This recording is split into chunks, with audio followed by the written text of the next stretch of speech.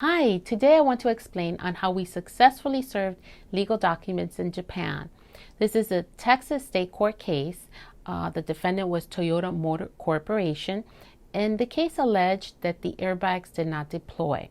The first thing we did in this case was we were serving under the Hague Convention, so we prepared the USM 94. We prepared it both in English and in Japanese. The next step was to translate all the documents that had initially been filed with the court. And all of that got translated by a legal translator into Japanese. Following that, we prepared the necessary documentation and copies, and we shipped everything to the central authority in Japan. They received the package, and once they received the package, they assigned it to an officer, and then the service got completed within 53 days. Once the service got completed within 53 days, then they prepared an affidavit. The affidavit came back to us, and this is what the affidavit looks like. So they sent us two affidavits, and in this affidavit, it tells us the date it was served, to whom it was served, the location it was served in, who signed the affidavit, and the seal. In the second affidavit, this is the affidavit that was prepared by the officer. Everything is also in Japanese, and it has more specific information as well as the stamp and the seal as well.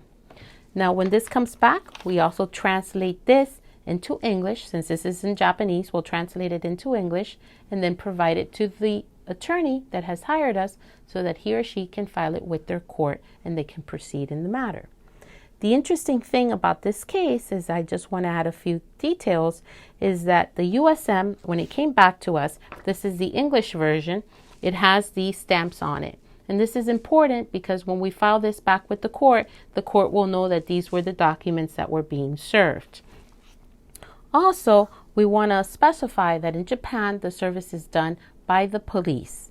And in addition, we want to specify here that we have this additional affidavit that provides more insight as to what occurred at the location. So these are the extra notes on this case. They also put a number here at the top, and the numbers coincide with both your application in English and in Japanese, so that's their tracking number. And finally, I want to point out that the central authority in Japan sent these documents back to us, to the Consular General of Japan here in Miami.